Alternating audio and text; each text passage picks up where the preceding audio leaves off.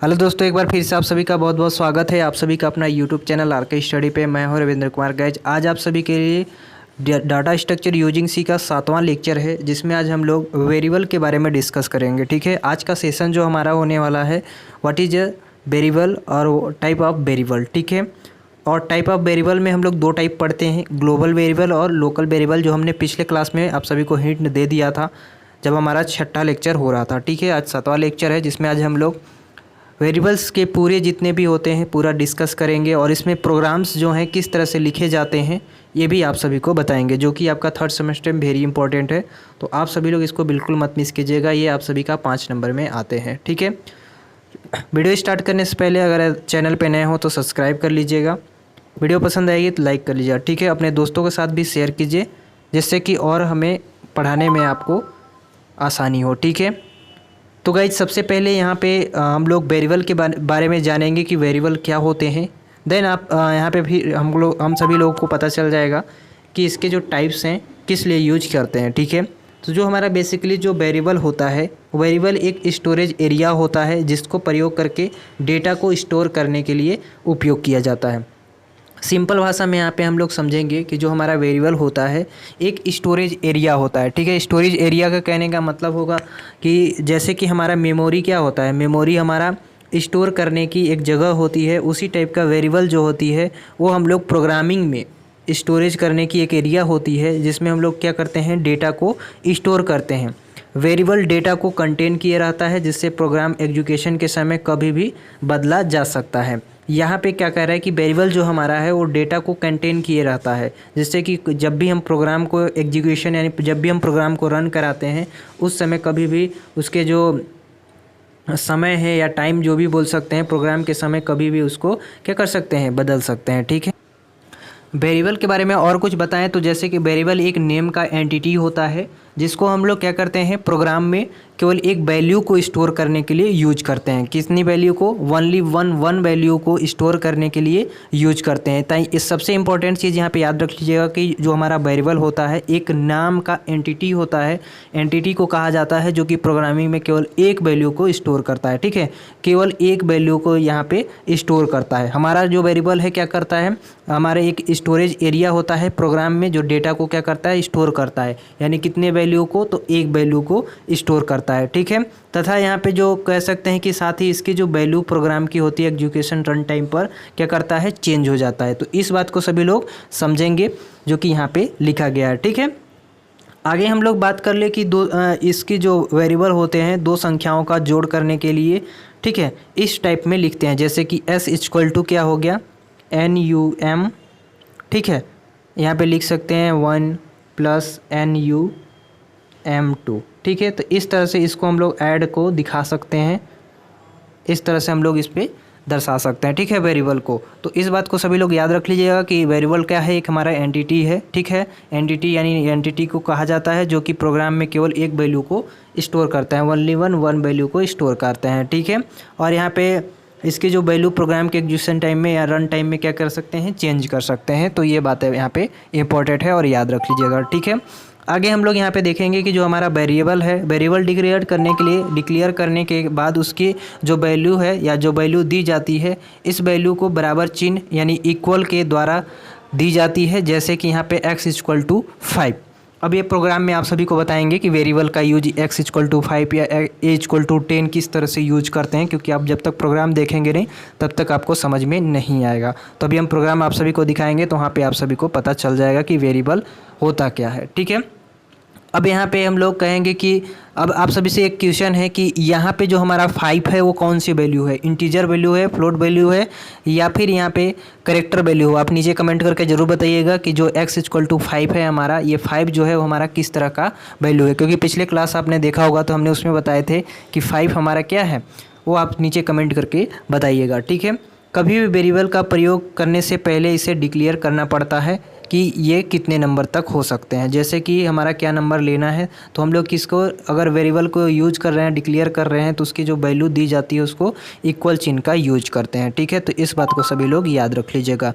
अब जो हमारा वेरिएबल होता है, यहाँ पे समझने वाली बात है, वेरी इंपॉर्टेंट है, इसको बिल्कुल मत मिस कीजिएगा। वेरिएबल जो हमारा है वो दो टाइप को देखने को मिल जाता है। ठीक है, वेरिएबल जो है अपनी एक सीमा या बाउंड्री होती है जिसके बाहर वह कार्य नहीं करता है। यह सीमा को वेरिएबल का स्कोप कहते हैं और वेरिएबल अपने स्कोप के आधार पे दो प्रकार का होता है। यहाँ कहने का मतलब ये है कि वेरिएबल जो हमारा होता है वो दो प्रकार के होता तो है, लेकिन इसमें कुछ लिमिट होती है जो कि उस लिमिट से उसे आगे नहीं जाना होता है। अगर उस लिमिट से अगर आगे जाता है तो फिर वहाँ से जो वेरिएबल है उसकी गुण को नहीं लेता। ठीक है, तो यहाँ पे आप सभी को यही चीज़ बताने वाले हैं कि ये जो इनकी लिमिट है, क्या क्या लिमिट है। हम लोग जो सी पढ़ते हैं उसमें दो टाइप के पढ़ते हैं बेसिकली। पहला जो पढ़ते हैं वो हमारा होता है ग्लोबल, ठीक है, और दूसरा जो हमारा होता है लोकल होता है। ठीक है, तो सबसे पहले हम लोग लोकल जानेंगे या ग्लोबल जानेंगे, इसके बाद हम लोग लोकल जानेंगे। ठीक है, सबसे पहले लोकल वेरिएबल जानेंगे, फिर ग्लोबल वेरिएबल। ठीक है, कि लोकल वेरिएबल क्या होते हैं और ग्लोबल वेरिएबल क्या होते हैं। ठीक है, सबसे इंपॉर्टेंट दो टाइप के होते हैं सी में। बाकी बात आगे जब जावा में पढ़ेंगे तो आप सभी को वहाँ पे और बढ़ा दिया जाएगा।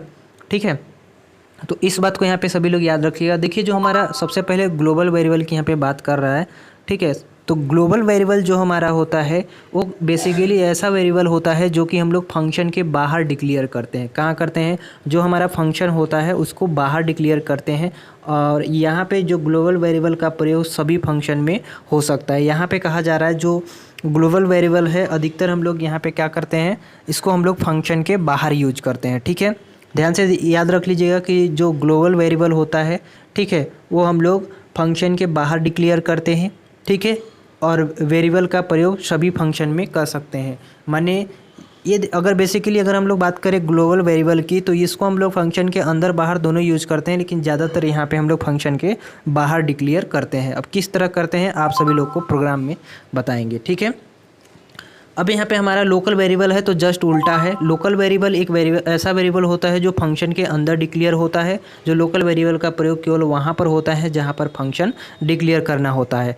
देखिए, जो लोकल वेरिएबल होता है वो हमको जो हमारे फंक्शन होते हैं उसके अंदर डिक्लेयर करना होता है, लेकिन जो वेरिएबल का प्रयोग केवल वहाँ पर होता है जहाँ पर फंक्शन डिक्लेयर करना होता है। ये मेन पॉइंट इसका है कि हमें लोकल वेरिएबल वहीं पे यूज किया जाता है, वहीं पे प्रयोग किया जाता है जहाँ पे हमको फंक्शन को डिक्लेयर करना होता है। लेकिन जो हमारा ग्लोबल वेरिएबल है, ठीक है, जो ग्लोबल वेरिएबल है वो कहीं पे भी यूज कर सकते हैं, यानी उसको बाहर और अंदर दोनों जहाँ यूज कर सकते हैं। अब लोकल वेरिएबल जो है हमारा उसका एग्जांपल समझते हैं तो आप सभी लोग को यहाँ पे क्लियर आउट हो जाएगा। ठीक है, अब यहाँ पे ये थोड़ा सा प्रोग्राम देखेंगे, इस प्रोग्राम को देखेंगे, ये लोकल वेरिएबल का प्रोग्राम है। ठीक है, यहाँ पे देखिए हैज इंक्लूड studio.h लगा हुआ है। वाइडमैन यहाँ पे आप सभी का फंक्शन है। यहाँ पे क्या है, इंट दिया गया है, मेन फंक्शन दिया गया है जहाँ पे इंट नंबर इक्वल टू 6 यहाँ आपका वेरिएबल है। अब देखिए यहाँ पे कहा क्या गया है लोकल वेरिएबल, उस बात को आप समझेंगे तो आप समझ लेंगे। ठीक है, उस बात को पहले समझिए। लिखा है कि लोकल वेरिएबल एक ऐसा वेरिएबल होता है जो कि फंक्शन के अंदर डिक्लेयर होता है। कहाँ पे?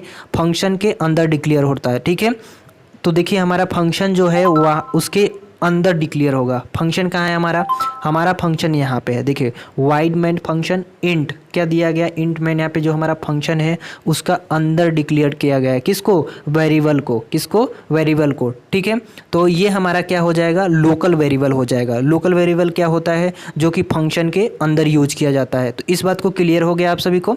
यानी जो हम लोग ये वेरिएबल आप सभी को बता रहे हैं ना कि इक्वल में आपको x = 5 ये जो आपका वेरिएबल दिया है, इसको अगर हम लोग प्रदर्शित करना है प्रोग्राम में तो अगर लोकल वेरिएबल की बात करें हम लोग तो फंक्शन के अंदर दर्शाएंगे। ठीक है, आप किसी भी तरह से प्रोग्राम बनाते सकते हैं, कोई दिक्कत नहीं है। तो यहाँ पे देखिए ये हमारा फंक्शन है, फंक्शन के अंदर यूज किया गया है लोकल वेरिएबल को। अब जस्ट अगर हम लोग ग्लोबल वेरिएबल की बात करें तो फंक्शन के ये बाहर यूज किया जाता है, यानी ये जो हमारा फंक्शन है इसके बाहर आपको देखने को मिल जाएगा। तो आज ये आपको दिखाते हैं। अब ये है हमारा ग्लोबल वेरिएबल का एक प्रोग्राम। अब ये ग्लोबल वेरिएबल का प्रोग्राम है। देखिए हमारा जो फंक्शन है यहाँ हमारा फंक्शन है, लेकिन हमारा जो वेरिएबल डिक्लेयर किया गया है वो हमारा सबसे ऊपर दिख रहा होगा आपको। ठीक है, यहाँ पे लिखा भी है ग्लोबल वेरिएबल। ठीक है, तो हमारा जो यहाँ पे आप सभी देख सकते हैं कि जो हमारा वेरिएबल है, ठीक है, ग्लोबल वेरिएबल जो है वो हमारा फंक्शन के बाहर डिक्लेयर किया गया है। और यही इसकी परिभाषा है कि जो ग्लोबल वेरिएबल होते हैं वो फंक्शन के मेन फंक्शन हो या फंक्शन हो, ठीक है, उसके बाहर यूज किया जाता है। तो यहाँ पे देख सकते हैं हमारा यहाँ पे फंक्शन है और यूज यहाँ पे किया गया है। लोकल वेरिएबल की बात करें तो हमारा यहाँ पे फंक्शन था और नीचे डिक्लेयर किया गया था, ठीक है। तो आई होप गाइज कि आप समझ रहे होंगे कि ये लोकल वेरिएबल और ग्लोबल वेरिएबल किस तरह से यूज करते हैं, ठीक है। एक बार आप अगर ग्लोबल वेरिएबल की डिफिनेशन देखना चाहते हैं तो फिर से देख सकते हैं। ग्लोबल वेरिएबल एक ऐसा वेरिएबल होता है जो कि फंक्शन के बाहर डिक्लेयर किया जाता है और ग्लोबल वेरिएबल का प्रयोग सभी फंक्शन में हो सकता है, यहाँ पे आप सभी को बताया गया है। तो गाइज यहाँ पे आप सभी लोग याद रख लीजिएगा कि जो हमारा ग्लोबल वेरिएबल होता है, ठीक है, उसको फंक्शन के बाहर यूज किया जाता है। जिस तरह की आप सभी लोग यहाँ पे प्रोग्राम में देख लिए होंगे कि हमारा ये ग्लोबल वेरिएबल का प्रोग्राम है, ठीक है, जो कि हम लोग को फंक्शन के बाहर यूज किया गया है। और अगर हम लोग लोकल वेरिएबल की बात करें तो लोकल वेरिएबल में हमारा क्या है, लोकल वेरिएबल में हमारा है कि फंक्शन के अंदर हमको वेरिएबल को डिक्लेयर किया गया है। वेरिएबल क्या होते हैं हमने बता दिए, जहाँ पे इक्वल आपको इक्वल दिख रहा होगा, ठीक है, वहाँ पे आप समझ लीजिएगा कि वो वेरिएबल है, ठीक है। अब यहाँ पे आपको देखिए ये जो हमने पूछा था, अगर आपको कमेंट करके बताए होंगे तो ठीक है, अगर नहीं बताया हो तो जान लीजिए x=5। तो 5 हमने पूछा था किस तरह की वैल्यू है, तो यहाँ पे आपका इंटीजर टाइप की है, फ्लोट टाइप की है या फिर आपका कैरेक्टर टाइप की है। तो हमने वहाँ पे बताए थे आपको क्या होता है, जो 1 से लेके 1 2 3 4 ये सब जितने होते हैं कैसी वैल्यू होती है, इंटीजर वैल्यू, क्योंकि यहाँ पे देखिए इंट में नंबर दिया गया, यानी इंटीजर वैल्यू में नंबर दिया गया, ठीक है। तो इंटीजर टाइप का वैल्यू होता है, ठीक है। तो आई होप गाइज कि आपने लोकल वेरिएबल क्या होते हैं और ग्लोबल वेरिएबल क्या होते हैं समझ लिया होगा। आप इसका अगर बुक्स कॉपी बनाते होंगे, फेयर बनाते होंगे तो आप इसको अच्छे से नोट्स कर लीजिएगा, क्योंकि ये आपके आने वाले हैं, ठीक है। एग्जाम में पक्का आते हैं, हर साल पूछे जाते हैं कि वेरिएबल क्या होते हैं, इनके जो टाइप्स हैं उसके बारे में डिक्लेयर कीजिए और एक प्रोग्राम बनाइए। तो आपको प्रोग्राम जानना है, ठीक है, तो प्रोग्राम देख सकते हैं, हम आप सभी को प्रोग्राम दिखा दे रहे हैं। ये उनका आपका लोकल वेरिएबल का प्रोग्राम है, आप यहाँ पे देख लीजिएगा, ये लोकल वेरिएबल का प्रोग्राम है जो कि फंक्शन के अंदर वेरिएबल को यूज किया गया है। और अगर हम लोग बात करें ग्लोबल वेरिएबल का, ठीक है, तो यहाँ पे आप ग्लोबल वेरिएबल का देख सकते हैं जो कि फंक्शन के बाहर यूज किया गया है, ठीक है। तो यही बस डिफरेंट है 2 चीज़। तो आई होप गाइज कि लोकल वेरिएबल क्या होता है और ग्लोबल वेरिएबल क्या होता है आपने समझ गया होगा। तो वीडियो कैसी लगी आप सभी को ज़रूर नीचे कमेंट करके बताइएगा, ठीक है। वीडियो पसंद आएगा तो लाइक कर दीजिएगा, चैनल पे नए हो तो सब्सक्राइब कर लीजिएगा। गाइज आज के लिए बस इतना ही।